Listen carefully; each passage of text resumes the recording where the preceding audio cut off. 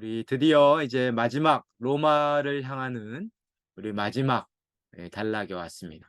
오늘 27장, 다음 주 대망의 28장을 끝으로 우리가 아주 이 사도행전 전체를 꼼꼼하게 살펴본 것 같습니다. 언제 한번 이렇게 자세하게 볼 날이 다시 있을까 싶을 만큼 우리가 열심히 했는데요.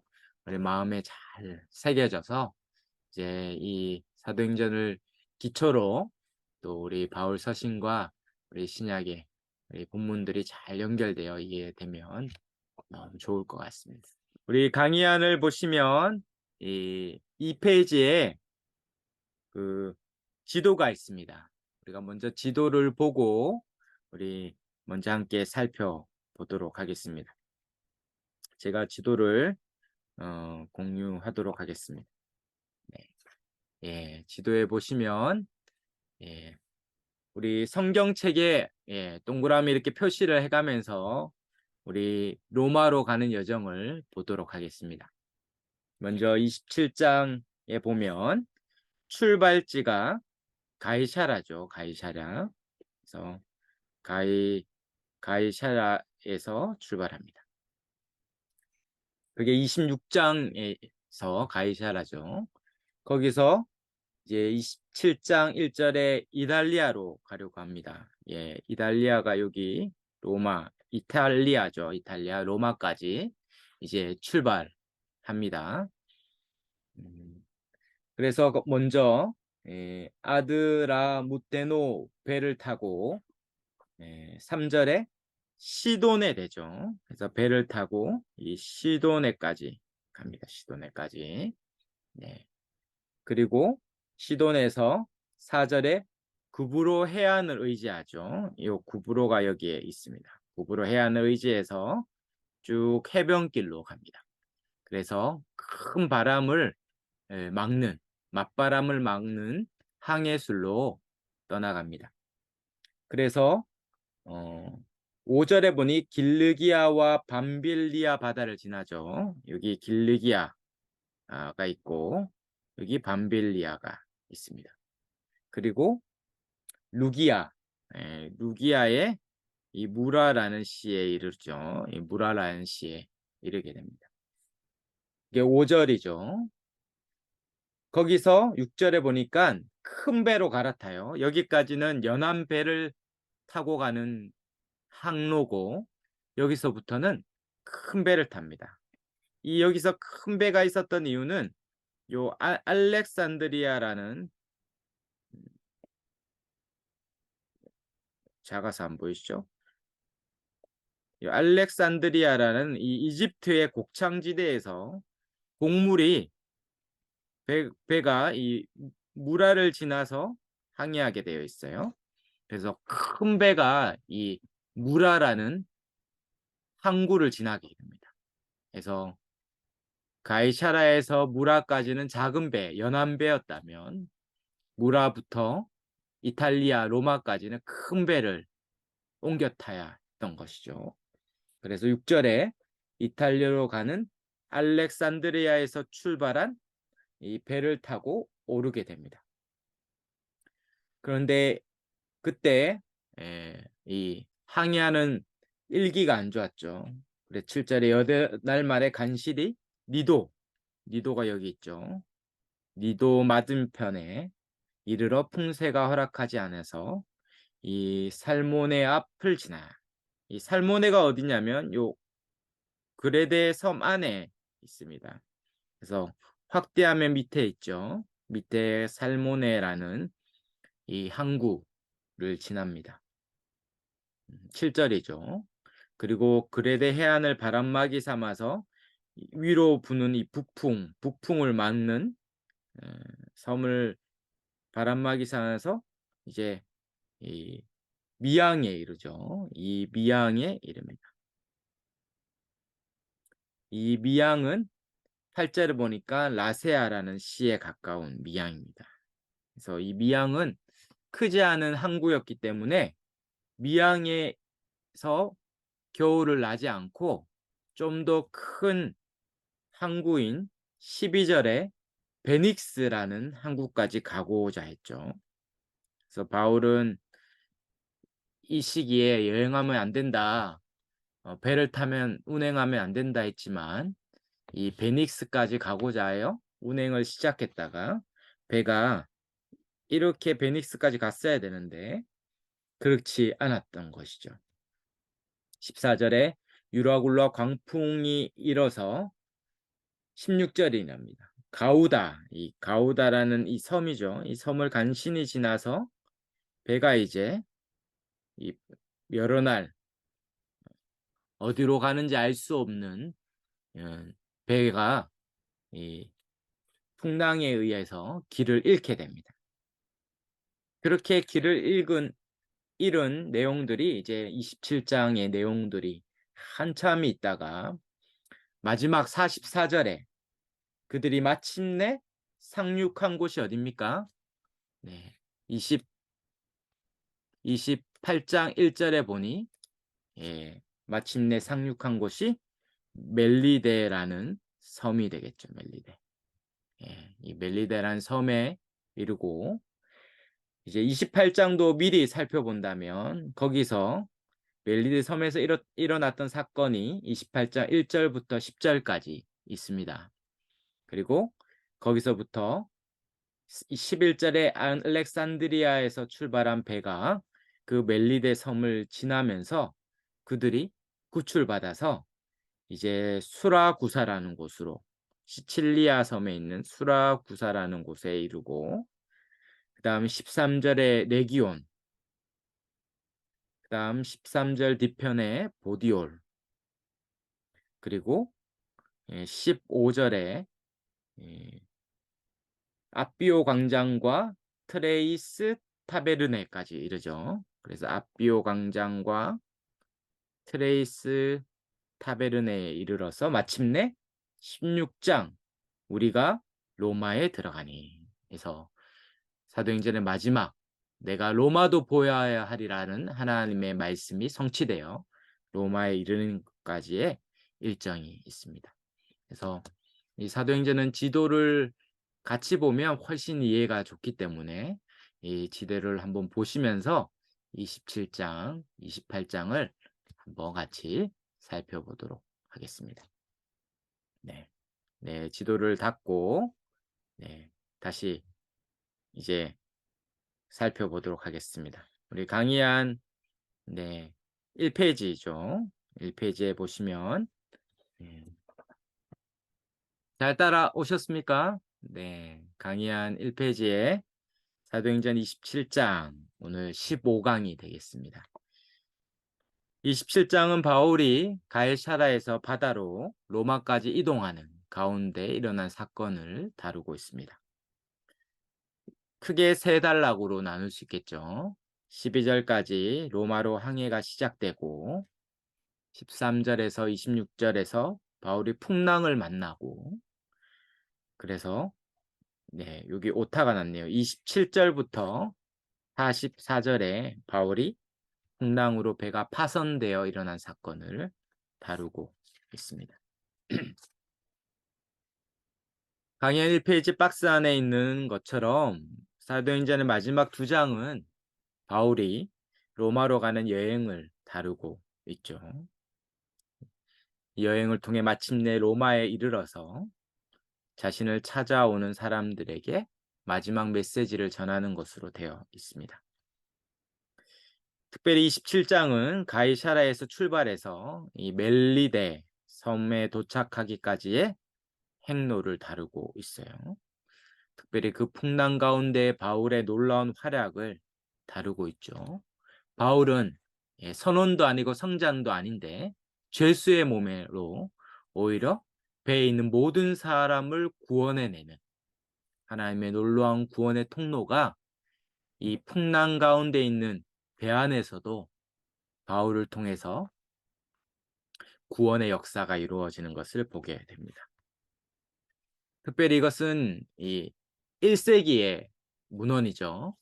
AD 약 60년 경에 쓰여진 누가의 서신인데 고대 2000년이 지난 고대 문헌 중에 이렇게 자세히 항해 일지를 기록한 기록이 많지 않아요. 그런 의미에서 이게 성경이라는 것으로서도 의미가 있지만 역사적인 기록이라는 의미에서도 대단히 높은 가치를 가지는 책이 됩니다. 그래서 고대에 어떻게 배가 운행이 되었고 항로가 어떻게 되었었고 또 그 당시에 이런 풍랑과 일기들이 있었다는 것을 자세히 기록하고 있습니다. 오늘 이 27장 전체의 주제는 한마디로 하나님의 섭리입니다. 섭리. 우리가 하나님의 섭리와 하나님의 경륜이란 두 가지 단어가 있거든요. 간단하게 설명한다면 하나님의 섭리는 하나님의 경륜보다 더 크다고 할 수 있어요. 하나님의 섭리는 이 온 우주 안에서 창조주 하나님이 다스리는 것을 하나님의 섭리라고 합니다. 그 안에서 하나님의 경륜은 그 안에서 하나님의 구원 역사, 구원주로서 하나님이 역사하는 것이죠. 그래서 저와 여러분은 하나님이 구원하시는 하나님의 경륜, 또 이 에베소 1장에 나오는 삼위 하나님이 이 세상을 구원하시는 하나님의 경륜, 그것이 창세 전부터 하나님이 구원을 계획하시고 구약의 이스라엘 백성을 택하시고 이스라엘 백성이 실패했지만 마침내 예수 그리스도를 보내심으로 십자가에서 이루신 하나님의 구원 경륜을 우리는 보게 됩니다. 그래서 구원 경륜 혹은 구원 계획이라고도 말할 수 있겠죠. 근데 이것이 단순히 구원 경륜으로 그치지 않고 온 우주의 세계사적으로 더 나아가서 이 천지 만물을 다스리는 하나님의 역사를 우리는 섭리라고 합니다. 하나님의 섭리가 27장에 어떻게 있습니까? 하나님의 섭리가 이 풍랑 가운데서 바울과 그 탐배를 지키시는 것으로 드러나고 있죠. 저와 여러분은 하나님의 큰 구원 경륜 가운데 구원받았을 뿐만 아니라 하나님의 섭리 가운데 하늘에 나는 새도 하나님이 붙들고 계시다면 이 땅에 있는 들풀도 먹이신다면 너희도 먹이지 않겠느냐. 이건 하나님의 섭리를 말하고 있는 것입니다. 바로 하나님의 섭리가 바울을 보호하고 땅끝까지 복음을 중단 없이 전하도록 신실하게 인도하시고 마침내 멜리데 섬에서 독사에 물려도 독사의 독을 마셔도 죽지 않는다는 하나님의 보호와 섭리가 작동하고 있는 것입니다. 그래서 강의 한 1페이지 박스 안에 있는 마지막 단락의 내용을 보시면 두 가지 주제가 나오죠. 첫째는 하나님이 바울과 그 일행을 섭리로 보호하시고 계시다. 하나님은 그에게 로마까지 가서 증언할 것을 약속하셨다면 어떤 장애물도 하나님의 목적을 막을 수 없죠. 또한 하나님의 섭리 가운데 자신을 보호하신다는 이 확신이 바울은 이런 광풍이 부는 심각한 위험 앞에서도 평정을 유지하는 것이죠. 바울이 평정을 유지할 수 있는 것은 그가 아주 대담한 마음을 지키는 기질과 성격, 그런 용감한 자질에 있는 게 아니라 하나님을 향한 믿음에 기초하는 것입니다. 하나님이 나를 향하여 로마까지 보내리라 약속했다면 실패함 없이 하나님이 인도하실 것이라는 이 믿음이 그를 두려움에서 이기게 하고 더 나아가 하나님이 직접 말씀하신 주의 말씀을 보고 듣고 믿음으로 그는 오히려 그 배에 탄 모든 사람들을 안심시키고 마침내 다 구원해내는 일을 하는 것이죠. 바로 우리가 우리 인생의 하나님 섭리를 믿음으로 하나님 우리의 인생을 책임져 주시는 것을 확신할 수 있습니다. 우리가 27장을 이제 앞으로 살펴보면서 하나님의 섭리를 살펴보도록 하겠습니다. 우리 강의 한 2페이지에 넘어가면 우리가 금방 살펴봤던 지도가 있습니다. 그래서 계속 참조하면서 보시면 좋겠습니다. 먼저 우리 1절부터 12절 바울이 로마로 항해하는 부분을 살펴보겠습니다. 우리 1절부터 보면 여기서 주어가 우리로 시작하죠. 우리가 배를 타고 이달리아에 가기로 작정되었다. 이것은 이 베스도 가이사라의 총독 베스도가 실상 시킨 일이지만 크게는 하나님의 섭리 가운데 하나님께서 작정하신 일이 실행되는 것처럼 보입니다. 그리고 여기서 우리라는 말은 이 사도행전의 저자인 누가를 포함하고 있는 말이죠. 누가는 언제부터 바울과 함께 했습니까? 우리가 살펴볼 때 이 16절부터 있었죠. 바울이 2차 전도 여행 때 성령이 이끌어서 바울이 이 환상을 보게 되죠. 거기서 건너와서 우리를 도우라 할 때 16장 10절에 우리가 곧 마게도냐로 떠나기를 힘썼다. 강의 한 3페이지에 제가 16장 10절을 적어 놓았습니다. 그렇게 건널 때부터 유럽 선교가 시작될 때부터 누가가 동행하기 시작해서 빌립보에서 바울과 함께 선교 여행을 떠나서 지금 가이사라에 구금되었던 2년 동안에도 아마 바울과 함께 이 누가는 있었을 것입니다. 그리고 이제 로마에 가는 이 여정도 누가와 동행했기 때문에 이렇게 자세하게 기록된 우리가 바울의 여정을 알 수 있었죠. 그리고 이 우리라는 말이 마침내 28장 16절에 우리가 로마에 들어가니 해서 바울이 로마에 이르렀을 때까지 또 로마의 감옥에 구금되었을 때까지 가택 연금되었을 때까지 누가가 함께 했던 것으로 보입니다. 이런 기초 아래서 아마 바울이라는 사도 바울이라는 영화를 혹시 보셨을 텐데 거기에 보면 그 누가의 시선으로 그 옆에 젊은 청년이 계속 나오죠. 그래서 그 누가의 시선으로 바울의 마지막 순교의 장면을 그리고 있는 것이 그 옆에 있는 것이 누가. 그렇게 누가와 함께 바울은 이제 이탈리아로 가는 배에 승선했습니다. 거기에 보면 아구스도대의 백부장 율리오가 책임자로 따라가게 되죠. 그 당시에 아마 이 아구스도대는 이 아우구스도라는 로마 황제의 보병대로서 불리는 군대였습니다. 그들은 아마 죄수를 인솔하는 역할들을 맡았을 것입니다. 그들이 2절에 아시아의 해변 각처로 가려는 아드라무테노라는 배에 오르죠. 이것은 아마 해안선로를 따라서 로마까지 가지 못하고 해안선로를 따라서 아마 우리가 금방 살펴보았던 무라시까지 해변에 따라서 연안의 항해선으로서 그 배를 타고 무라시까지 이르렀습니다. 2절에 보면 바울이 혼자 가지 않고 누가뿐만 아니라 마게도냐의 데살로니가 사람 아리스다고도 함께 가고 있죠.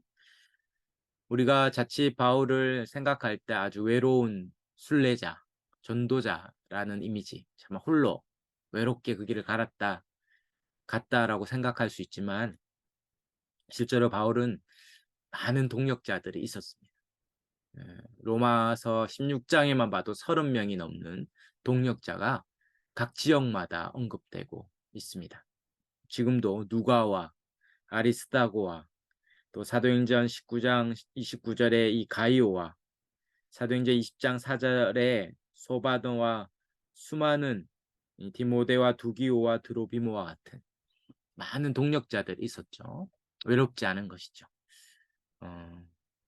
우리는 한 몸의 여러 지체로 존재하는 교회적 존재고 그래서 결코 홀로 외로이 신앙생활하는 것은 성경적이지 않은 것이죠. 성경에는 한 몸의 많은 지체로 우리가 함께 몸된 교회를 이루어서 이 땅에서 믿음을 지키고 교회적으로, 연합적으로, 집합적으로 살아가도록 부름받았습니다.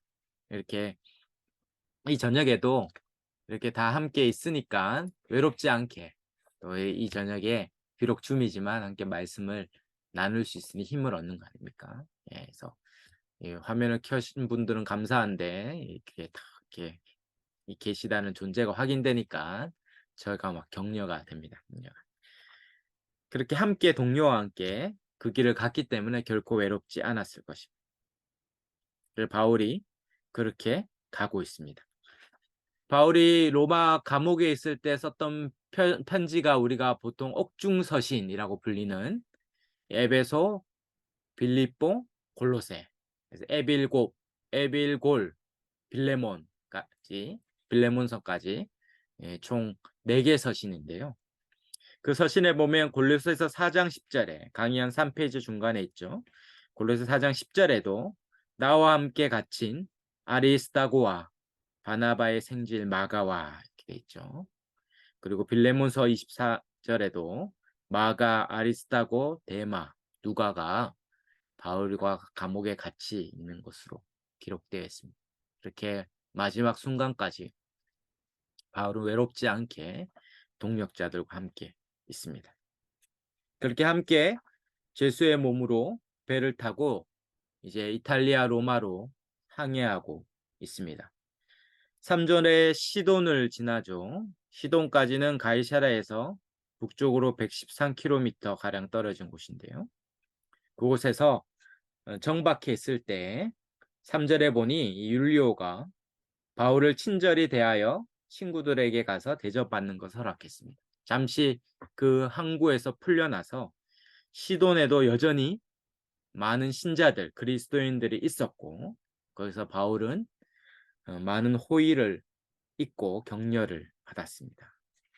그렇게 이미 1세기에 복음이 편만하게 전해져서 우리가 사도행전 2장에 보았죠. 성령이 감립할 때에 이미 일시에 3,000명이 회심했고 그 가운데 있었던 많은 헬라파 유대인들이 흩어져서 수많은 디아스포라에 이미 신자들의 공동체를 이루었던 것이죠. 그것이 급격히 이루어졌기 때문에 그 기독교의 반응이라는 이 역사학자가 쓴 책이 있는데요. 이 기독교가 다른 타종교와 다른 구별된 아주 특징은 그 자신들이 믿는 교주죠. 부처나 석가나 공자 이런 이 교주가 죽은 이후에 사후에 더 엄청난 부흥을 이뤘던 유일한 종교. 생전에는 오히려 작고 미미했는데 그 교주가 죽은 이후에 급격하게 그것이 증가되어서 온 아시아와 유럽을 일순간에 채 1세기 만에 퍼져나갔던 종교고 그렇게 수많은 신자들, 숭배자들을 낳았던 종교입니다. 그래서 기독교가 타종교와 전혀 구별된 1세기 만에 수많은 지역으로 퍼져나갔던 그런 역사를 가지고 있습니다. 이미 바울 당시에도 이렇게 곳곳에서 신자들이 있었고 또 서로 고립돼 있지 않고 연락망을 주고받고 있었다라는 것을 알게 됩니다. 지금 이 줌과 같은 것이죠. 각자 댁에 계시거나 계신데 이렇게 서로 연결되어서 함께 한 몸됨을 누리고 있는 것입니다. 그렇게 그들이 이제 시돈에서 떠나서 4절에 구브로 해안을 의지하여서 길르기아와 밤빌리아 바다를 거쳐 무라시까지 이릅니다. 이 바람이 치기 때문에 해안을 의지하면 해안의 육지 쪽에서 오는 바람을 막을 수 있죠.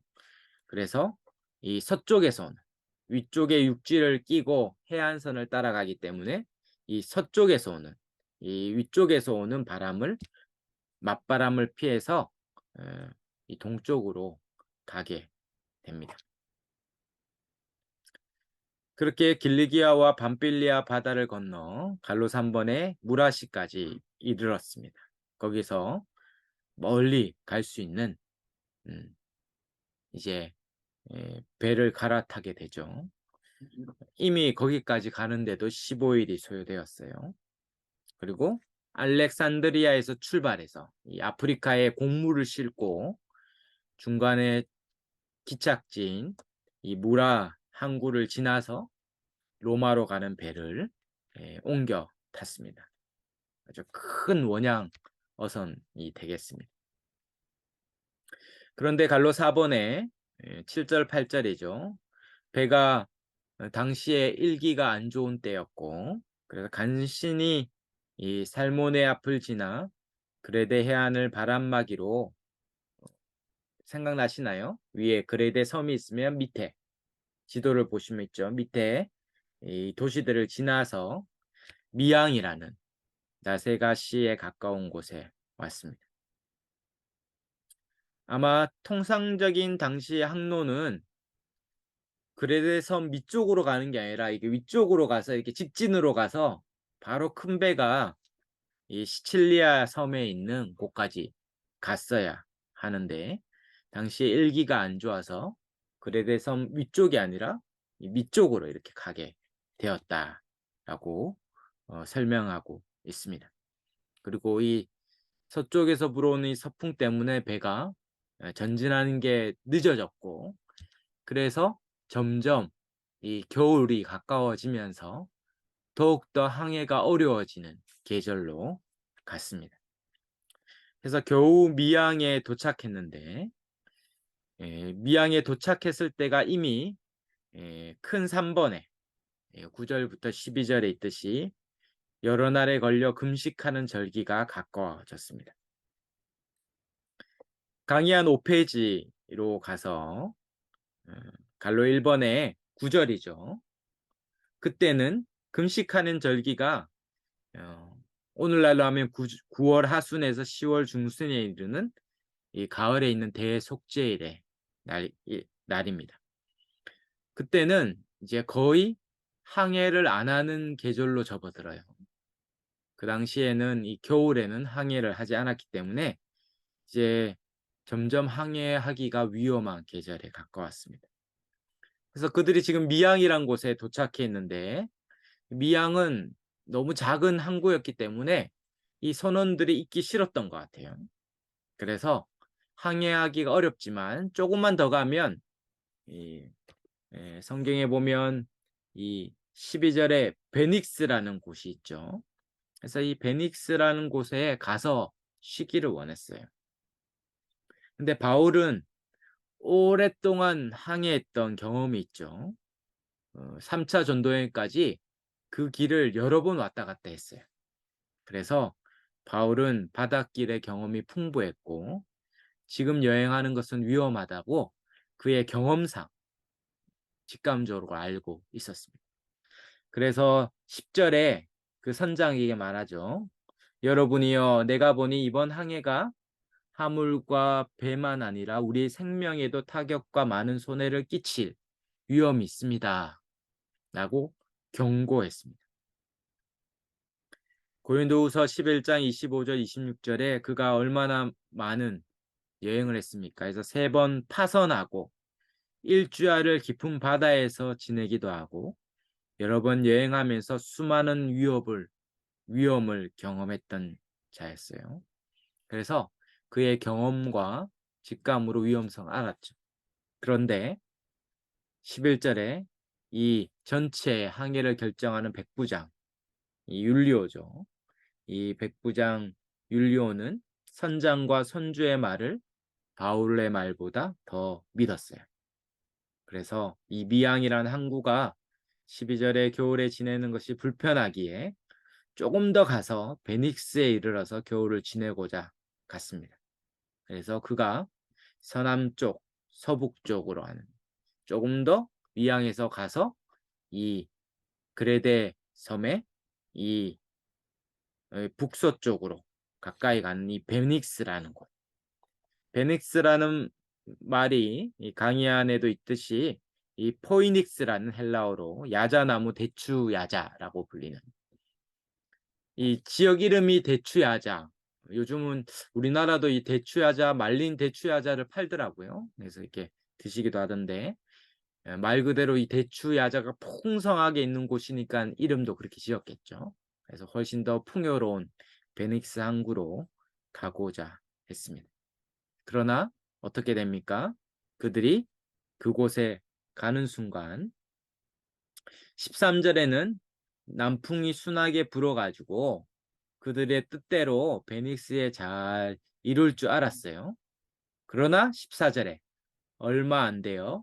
섬 가운데로부터 유라굴로라는 광풍을 만나서 그들이 드디어 헤매며 풍랑 가운데 고통하게 됩니다. 그들이 에, 순하게 잘 도착할 줄 알았지만 얼마 안 돼요.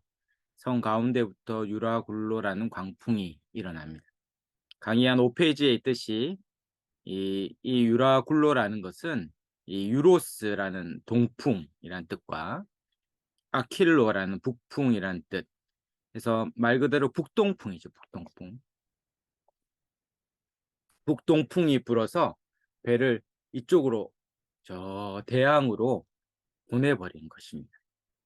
그 당시에 북동풍은 격렬한 소용돌이를 일으키는 말 그대로 광풍, 이 미친 바람처럼 느껴졌습니다.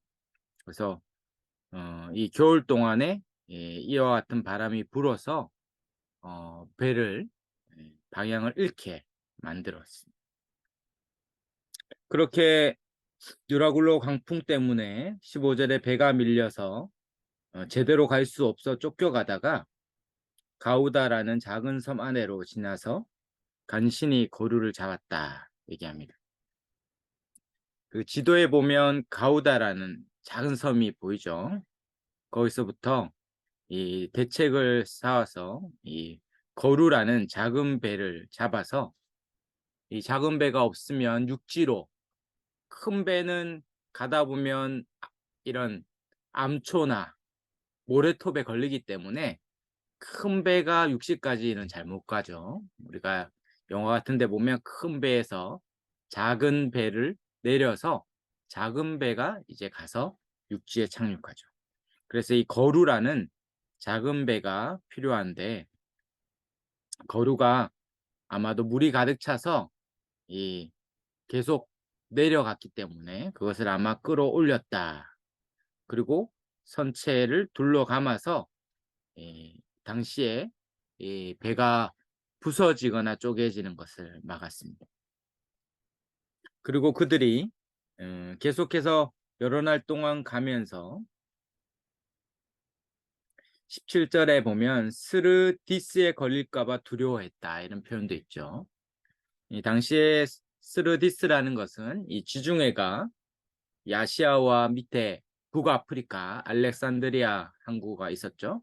그 북아프리카 해안에 있는 이 모래톱입니다. 그래서 거기에 배가 걸려서 배가 난파되는 아주 악명 높은 곳이었기에 그 배가 점점 북풍이죠. 북풍에 떠밀려서 그 모래톱에 걸릴까 봐 두려워했다라고 말하고 있습니다. 이런 기록들을 당시에 다른 다양한 역사적인 자료와 비교할 때 대단히 고증이 높고 역사적 사료 가치가 높은 것이죠. 이렇게 누가는 아주 섬세하게 이 당시의 상황을 설명해 주고 있습니다. 그리고 17절에 연장을 내리고 그냥 쫓겨갔다 얘기합니다. 이 연장은 아마 닷을 내리거나 큰 돛을 걸어 놓는 이 가로대 자체를 내렸다. 그래서 계속 밀려 내려가기 때문에 아마도 배의 속도를 늦추기 위한 장치였을 것입니다. 계속 그들은 18절에 풍랑으로 심히 애쓰면서 사투를 벌이고 있습니다. 배가 점점 떠내려가기 때문에 배를 가볍게 하기 위해서 곡물들을 버리기 시작했죠. 당시에 배는 곡물선이기 때문에 대부분의 18절의 짐을 바다로 풀어버렸는데 이것은 대부분 곡물이었습니다. 이었을 것입니다. 그렇게 배가 무거우면 배가 점점 가라앉으면 배 밑창이 점점 내려오죠. 그럼 밑에 있는 모래톱에 걸릴 확률이 높기 때문에 배를 가볍게 하기 위해서 짐을 계속 버려서 물 위로 최대한 뜨게 하려는 그런 안감힘을 쏟아서 애를 쓰고 있습니다. 문제는 20절이죠. 여러 날 동안 해도 별도 보이지 않았다.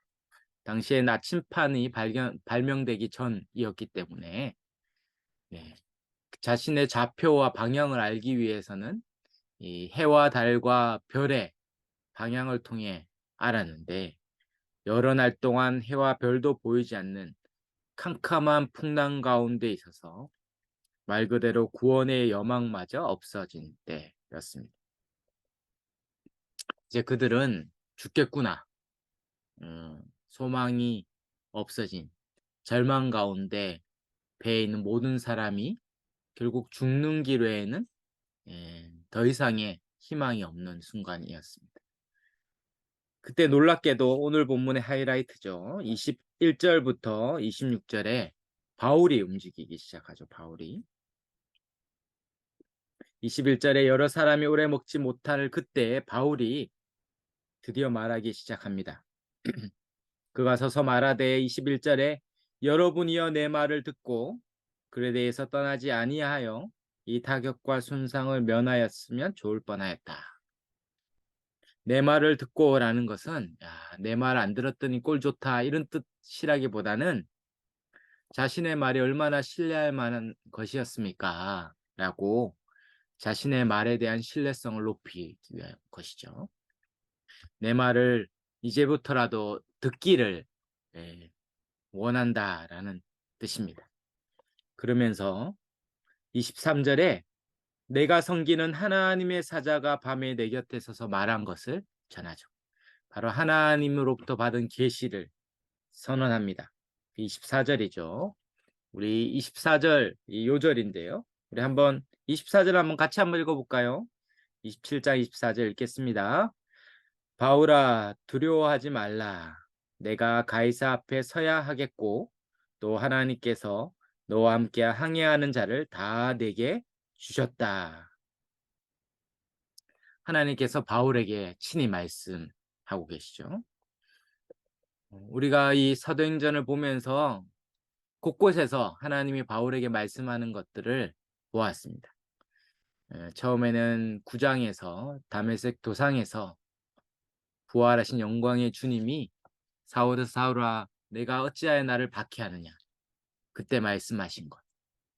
또 고린도에서 복음을 전할 때 두려워하지 말라라고 말씀하신. 그리고 이제 3차 전도여행 끝으로 예루살렘으로 가려는데 수많은 선지자들이 거기 가면 수족에 매이고 잡혀 죽을지도 모른다고 할 때 하나님께서 친히 또 바울아 내가 너와 함께하니 안심하라 로마도 보아야 하리라 말씀하신 그 끊임없이 하나님이 말씀하신 것이 지금에도 바울에게 말씀하고 있습니다. 사도행전 강의 한 7페이지에 제가 기록해뒀죠. 강의 한 7페이지 밑에 사도행전 19장 21절입니다. 바울이 예루살렘에 갈 때 내가 거기 갔다가 후에 로마도 보아야 하리라. 사도행전 23장 11절에 감옥에 있을 때도 그 밤에 바울의 곁에 서서 이르되 담대하라. 내가 예루살렘에서 나의 일을 증언한 것 같이 로마에서도 증언하여야 하리라. 이처럼 지금 다시 한번 재차 너가 로마도 보아야 하고 가이사 앞에도 서야 하기에 너를 통해 너와 함께하는 이 사람들도 다 내가 구원하겠다는 놀라운 하나님의 은혜의 선언을 듣게 됩니다. 이 말씀에 힘입어서 25절에 얘기하죠. 여러분이여 안심하라. 나는 내게 말씀하신 그대로 되리라고 하나님을 믿노라.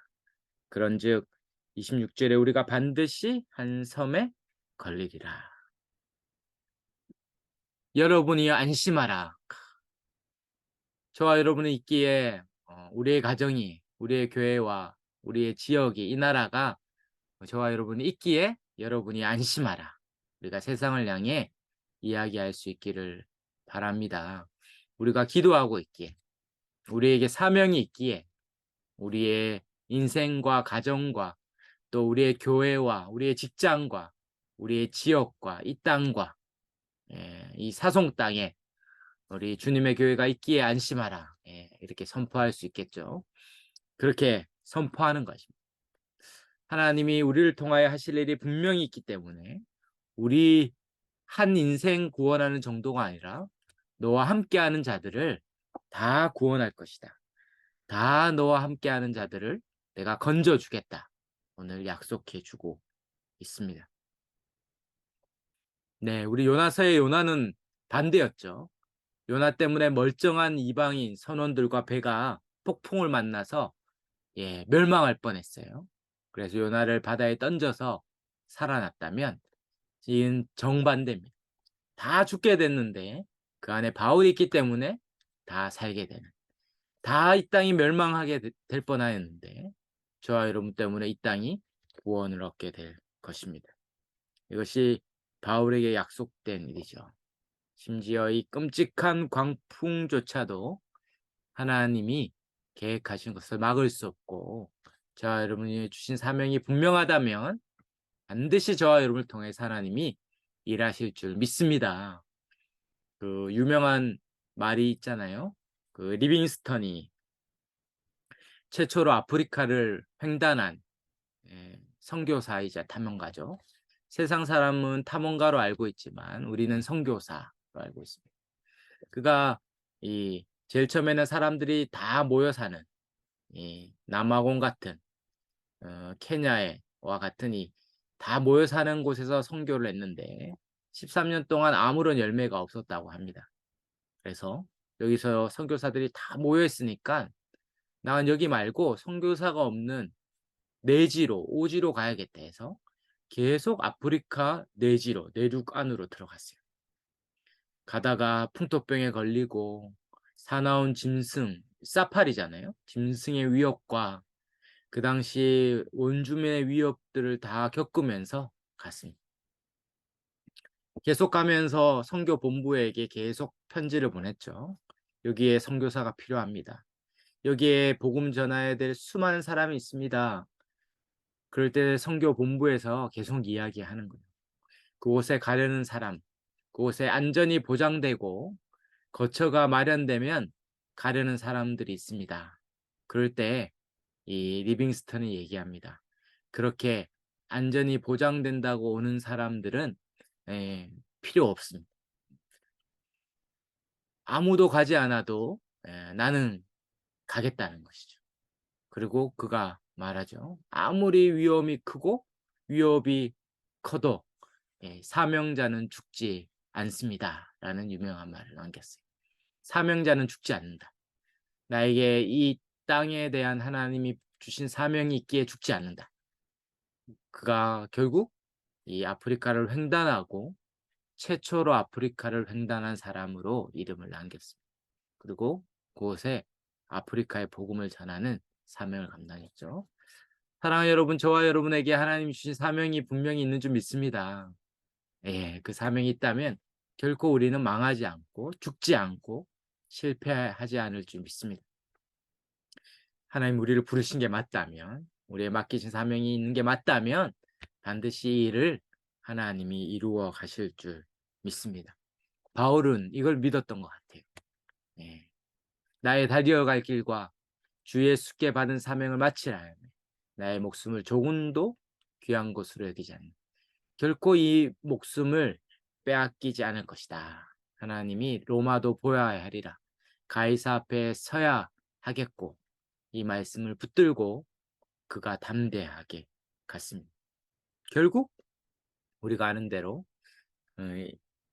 26절에 예고한 대로 반드시 한 섬에 걸리리라 했던 이 말씀대로 사도행전 28장 1절에 이 멜리데라는 섬에 그들이 정박하게 됩니다. 이제 27절에 그러나 여전히 열나흘째 밤이 계속되고 있어요. 아드리아 바다의 이리저리로 헤매고 있습니다. 지금 아드리아 바다는 저 이탈리아와 그리스 사이에 있는 많은 아드리아 바다라고 하는데요. 뭐 어느 목사님이 그 아드리아 바다에 가서 생선을 먹었는데 생선을 먹었는데 하나도 맛이 없다 그러더라고요. 왜냐하면 바다가 너무 잔잔해 가지고 생선이 고난을 겪어야 이게 탱글탱글한데 너무 이 온화한 바다에서 생선이 살다 보니까 얘가 생명력이 없다고. 그래서 맛이 하나도 없다 이런 얘기를 하시던데. 고 이탈리아와 그리스 사이에 있는 이 만에 있는 게 아드리아인데 이 당시에는 그 밑에까지 그레데와 멜리데를 포함한 것이 아드리아 바다라고 불렸어요. 거기서 계속 헤매고 있는 것입니다. 그런데 놀랍게도 이 사공들이 육지가 가까워지는 줄을 짐작했다라고 말합니다. 아마도 이 경험 많았던 사공들이 뭔가 파도가 육지에 부딪히는 소리를 들었거나 어떠한 바다의 물의 움직임이나 육지에 가까워져 가는 이 색조의 변화들 그런 것을 보고 육지가 가까워진다는 것을 짐작했던 것 같습니다. 그래서 28절에 있는 것처럼 물이 점점 20길이 되고 다시 15길이 되고 점점 가까워져서 이제 해변에 가까워지니까 암초들이 있죠. 그래서 암초에 걸려서 배가 파손될 수 있기 때문에 고물로 닷을 내려서 그렇게 배를 고정시켜서 육지를 항해하려고 했습니다. 이 사공들은 이기적이게도 자기들만 살려고 30절에 도망하려고 하죠. 그래서 닻을 내려서 거룻배, 작은 배를 가지고 육지로 가려는 계획을 세웠습니다. 근데 이것을 바울이 눈치챘죠. 그래서 31절에 백부장과 군인에게 알려줍니다. 이 사람들이 배에 있지 아니하면 너희가 구원을 얻지 못하리라. 그래서 그들의 제재로 사공들이 배에 남게 됩니다. 도망가지 못하도록 아예 거룻줄을 끊어버리죠. 너무 과감한 행동이라서 이제 아무도 육지로 가기 어려워진 난관에 처하기도 했습니다. 강의 한 9페이지에 가운데 갈로 2번에 위쪽에 있듯이 이 바울이 이렇게 이 사공들이 도망가려는 소식을 이 군인들과 이 백부장에게 알려주는 이런 행동은 하나님의 주권과 인간의 책임이 함께 필요하다는 걸 알려주죠. 하나님은 주권적으로 그들을 멜리데 성까지 이끌어 가실 겁니다. 그들을 구원해 주시겠죠. 그러나 우리가 그것을 믿는다면 우리가 해야 될 만 가지 일들을 적극적으로 믿고 행해야 됩니다. 기도한다는 건 뭡니까? 감나무 밑에서 입을 벌리고 하나님이 때가 되시면 저 감을 떨어지게 할 것이다. 이렇게 기도하고 입 벌리고 감나무 밑에서 떨어지기를 기다리는 게 아니라 하나님이 양식을 주실 것이다. 일용할 양식을 주실 것이다. 믿는다면 그 감을 딸 수 있는 방법들을 수만 가지로 강구해야 하는 것입니다. 유명한 일화가 있죠. 한 사람이 홍수가 나서 떠내려가고 있는데 간신히 나무 이 줄기를 잡았어요. 버티고 있는데 하나님 앞에 기도했죠. 하나님 살려주세요. 살려주세요. 계속 기도했습니다. 근데 어느 날 보니까 이 큰 나무 널판지가 지나가는 거예요. 근데 그게 그냥 지나쳐 버리고 또 계속 기도합니다. 하나님 살려주세요. 그 다음에 큰 원통으로 된 통이 지나가는 거예요. 그래서 계속 하나님 살려주세요. 계속 기도했습니다. 그리고 어느 날 보니까 큰 밧줄이 던져지는 거예요. 그래도 계속 기도했죠. 그러다가 점점 힘이 빠져서 결국 물에 휩쓸려 가지고 죽게 됐습니다. 그래서 하늘에 가서 하나님 앞에 따졌죠. 내가 그렇게 기도했는데 하나님 왜 안 들어주십니까? 혹시 이 얘기 아십니까? 하나님 뭐라고 그러셨습니까? 내가 너를 구원하기 위해서 널판지도 보내고 통도 보내고 내가 생명줄까지 줬는데 너는 그걸 다 모른 척하고 그렇게 죽었는데 내가 너를 어떻게 구원해 주겠냐. 네. 하나님께서 우리의 인생에 적극적으로 간섭하고 개입하고 계십니다. 하나님 우리의 삶을 인도해야 해달라고 구한다면 우리가 할 수 있는 만 가지 일들을 행하는 거죠. 그리고 그것이 이루어졌을 때 내 힘으로 되었다라고 얘기하지 않고 하나님이 도우시고 인도하셨다 고백하게 되는 것입니다. 그것이 하나님의 놀라운 인도하심인 거죠. 우리가 하나님께서 날마다 만 가지 일로 우리를 돌보고 계신다는 것을 잊지 말아야 합니다. 하나님이 하신다면 우리는 그것을 믿음으로 하는 거죠. 네. 이 세상에서 주를 위해 가장 많은 일을 한 사람이 누군가? 그런 사람은 예, 1세기에 핍박 가운데서도 내가 주를 위해 살겠다고 소망하며 했던 이 페스트와 같은 수많은 풍토병이 있는 가운데서도 부활의 소망 가운데 남아서 병자들을 치유함으로 큰 전염병이 지나간 이후에 놀라운 부흥이 있었습니다. 중세 시대에 극심한 가톨릭의 박해 가운데서도 하나님이 자신들과 함께한다고 믿고 종교개혁자들과 개신교 신자들은 믿음을 지키고 복음을 전함으로 오늘날의 개신교가 되었죠. 일제강점기에 하나님이 자신들과 함께한다고 믿었기 때문에 민족 독립의 33인 중에 절반 이상이 크리스찬이었고 그 당시에 채 3%도 안 되는 크리스찬이 그 모든 3.1 운동을 비롯한 민족의 독립과 복음화를 위해서 자신의 삶을 드렸습니다. 하나님이 우리와 함께 하신다, 도우신다고 믿는다면 우리가 주어진 모든 기회를 선용하여 시간을 아끼라. 때가 악하죠. 시간을 아끼고 우리의 가진 정력을 아껴서 최적화로 주를 위해서 사는 것입니다. 그럴 때 하나님의 주권적인 섭리가 우리의 삶 가운데 나타나는 것을 보게 될 것입니다. 하나님이 모든 것을 다 다스리죠. 그것을 믿는 자는 최선을 다해 자기에게 주어진 기회를 선용하는 것입니다. 결코 하나님의 주권을 믿는 신앙이 우리의 행동의 중요성을 조금도 감소시키지 않는 것이죠.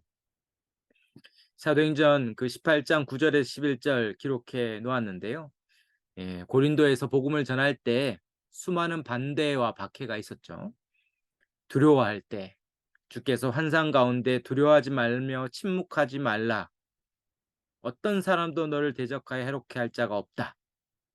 하나님의 주권적으로 다스리고 지키신다는 걸 그가 믿게 되자 어떻게 합니까? 1년 6개월 동안 힘써 하나님 말씀을 가르치고 전했습니다. 자기에 있는 모든 기회와 모든 가능성을 선용해서 이 일을 감당한 것이죠. 바울은 지금 로마도 보아야 하리라. 가이사 앞에도 서게 할 것이다. 땅 끝까지 증인이 되게 하겠다는 것을 믿었기 때문에 그가 이 풍랑 가운데서 배를 섬에 안전하게 정박할 수 있는 길을 찾기 위해 사공도 붙들고 백부장에게도 얘기하고 그 기회들을 살리고 있습니다. 이제 33절의 날이 새어가고 있습니다. 이제 날이 새면 이제 눈앞에 보이는 육지를 향해 나아가야 되죠. 그래서 사람들을 다 모아서 먹기를 권합니다. 지금까지 먹지 못해서 참았지만 이제 먹고 힘을 내어서 저 육지까지 가야 돼요. 그러면서 그에게 34절에 말합니다. 이것이 너희의 구원을 위한 것이요 너희 중 머리카락 하나도 잃을 자가 없으리라. 놀라운 확신에 찬 선포를 하죠. 이 머리카락 하나도 잃을 자가 없으리라. 이것은 신자들에게 주는 하나님의 약속의 말씀입니다. 구약에서부터 신약에 예수님에 이르기까지 하나님이 우리를 어떻게 보호하시는지를 이야기할 때 이 머리카락 하나도 잃을 자가 없다. 머리카락 하나도 해할 자가 없다. 어떠한 해도 입지 않을 것이다. 이런 표현이죠. 사무엘상에도 백성이 사울에게 축복하기를 그가 머리털 하나도 떨어지지 않을 것이다. 바로 요나단을 하나님이 그렇게 보호할 것이다 고백할 때 쓰였습니다. 사무엘하 14장 11절에도 여인이 이르되 왕은 왕의 하나님 여호와를 기억하사 원수 갚는 자가 더 죽이지 못하게 하옵소서. 내 아들을 죽일까 두렵나이다. 왕이 이르되 여호와께서 살아계심을 두고 맹세하노니 내 아들의 머리카락 하나도 땅에 떨어지지 않는다. 이야기하죠. 열왕기상에도 솔로몬이 말하죠. 그의 머리털 하나도 땅에 떨어지지 아니할 것이다. 특별히 신약에 와서 예수님께서 말씀하시죠. 10장 30절에 너에게는 머리털까지 다 세신바되. 하나님이 우리를 얼마나 보살피고 있습니까? 머리털 하나도 남김없이 다 세십니다. 하나님은 매일 아침마다 우리의 머리털을 세서야 하겠죠. 매일 머리 감고 나면 머리털 숫자가 바뀌니까 매일 저와 여러분이 머리털을 세신 바입니다. 네, 유머인데 너무 진지하게 다들 들으셔가지고 네, 그렇게 세밀히 보시죠. 세밀히. 머리털까지 세신다면 두려워할 수 없다는 것이죠. 두려워할 수 없어요. 하나님 우리를 그렇게 돌보며 머리털 하나도 상하지 않도록 돌보신다. 사랑하는 여러분, 하나님 우리를 다 돌보세요. 돌보세요. 결코 망하지 않고 결코 해하지 않도록 하나님께서 우리를 안전하게 돌보시고 평생에 주의 선하심을 우리를 인도하여 줄 줄 믿습니다. 이것이 그리스도 안에 있는 안전입니다. 나쁜 일이 안 생긴다는 얘기가 아닙니다. 안 좋은 일이 안 생긴다는 얘기가 아니죠. 그러나 하나님께서 반드시 압력하여 선을 이루고 돌아가고 더디가고 안 되는 것 같지만 적기에 가장 선한 곳에 우리를 이르게 하셔서 돌아보니 하나님이 얼마나 우리를 인도해 가시는지 우리가 진심으로 박수치면서 하나님이 정말 선하시다, 옳으시다, 정말 좋으시다 우리가 고백하고 찬송할 날이 올 겁니다. 정말 감사하죠. 그때 내가 정말 그거 있었으면 좋겠다고 했던 그거. 근데 그거 했으면 큰일 날 뻔했겠죠. 큰일 날 뻔했어. 그때 거기 갔으면 그 사람 만났으면 그 일을 결정했으면 그때는 그거 못해서 막 밤잠을 치면서 그렇게 했는데 돌아보니 하나님께서 정말 선하게 우리를 여기까지 인도해 주신 것입니다. 그 하나님의 선하신 손길이 우리와 함께 하고 있는 것입니다. 바울이 그렇게 이야기한 이후에 갈로 3번에 35절부터 떡을 가져다가 모든 사람의 앞에서 하나님께 축사하고 감사기도죠. 떼어 먹기 시작할 때 놀랍게도 하나님의 평강이 그 가운데 임했어요. 그래서 그들도 다 안심하고 받아 먹었다라고 말합니다. 누가는 얼마나 섬세한지 그곳에 있었던 사람의 수가 276명이다. 무슨 얘기입니까? 276명의 한 사람도 죽지 않고 다 하나님이 구원했다라는 것을 강조하고 싶은 거죠. 하나님께서 우리 주님께서 공생애 때 복음서에 보면 수시로 축사하시고 오병이어로 남자마 5천 명을 먹이시기도 하고 그들을 돌보신 사건들이 곳곳에 있었습니다. 마지막 최후의 만찬 때에도 축사하시고 나눠주면서 이것이 내 몸이요 내 살이요 내 피다. 우리가 예수의 살과 피를 먹고 마심으로 예수의 생명으로 살아가는 존재가 되었습니다. 그렇게 모든 생명을 하나님이 건지실 것이다. 약속하고 있는 것이죠. 그렇게 그들이 열나흘째 동안 먹지 못하고 제대로 잊지 못했는데 아주 배 터지게 마음껏 먹고 어떻게 마음껏 배부르게 먹는지 압니까? 35절에 밀을 바다에 이제 나머지를 다 버렸어요. 다 버리고 이제 최후에 이제 육지의 상륙 작전을 벌입니다. 그래서 이제 다 없애고 배를 가장 가볍게 하여 물 위에 최대한 뜨게 해서 육지에 가장 가까이에 배가 정박하도록 합니다. 그래서 경사진 항만의 배를 들여다 낼 수 있는 해안가를 찾아서 아마도 39절 40절에 이 해안가는 모래 해안가였겠죠. 그래서 이 키를 다 당겨서 묶어 놓은 것을 다 풀고 배가 그곳을 향해 나아가도록 했습니다. 그래서 41절에 이 두 물이 흐르는 곳, 아마도 이게 큰 두 물이 만나는 곳이었을 것 같아요. 보통 이게 두 물이 만나면 어떻게 됩니까? 거기에 모래톱이 생기죠. 이 삼각주라고 불리는 모래톱이 생기죠. 그래서 예, 나일강 밑에도 이 모래톱 삼각주가 있고, 그렇게 큰 두 물이 만나는 그 모래톱을 향하여 배가 갔습니다. 가다가 이 물에 부딪혀서 배가 산산조각 나면서 이제 다 물에 빠져서 살아야 될 순간이 왔어요. 그때 놀랍게도 군인들은 42절, 43절에 도망치는 죄수들을 다 죽이려고 합니다. 당시에 로마 군인들은 자신이 지키는 죄수가 도망하면 사형에 그 죄수의 죗값을 자신이 치르도록 돼 있어요. 그래서 철저히 지키도록 했던 법이죠. 그래서 사도행전 12장 19절에도 이 헤롯이 이 베드로가 풀려나서 도망가자 파수꾼들이 신문하고 죽이라고 할 만큼 이 군인들에게는 이게 중요한 일이었는데, 놀랍게도 백부장이 어떻게 합니까? 43절에 죄수 바울을 구하려고 이 죄수들을 그냥 일단은 살려서 섬에 이르도록 풀어줍니다. 하나님께서 마지막까지 바울을 포함하여 한 사람도 죽지 않고 보호하시는 선하신 손길이 일어나는 것이죠. 이것을 우리가 하나님의 섭리라고 부릅니다.